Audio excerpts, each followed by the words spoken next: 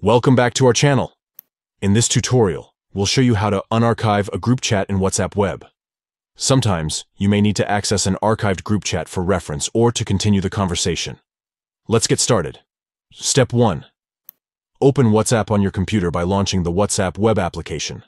Step 2. Look for the archived section at the top of your chat list and click on it.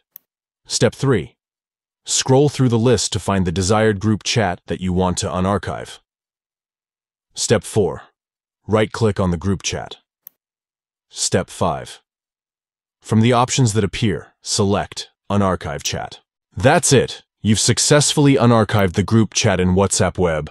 The chat will now appear in your regular chat list, allowing you to access it like any other active conversation. We hope you found this tutorial helpful. If you did, please give this video a thumbs up and don't forget to subscribe to our channel for more WhatsApp web tips and tricks. If you have any questions or need further assistance, feel free to leave a comment below.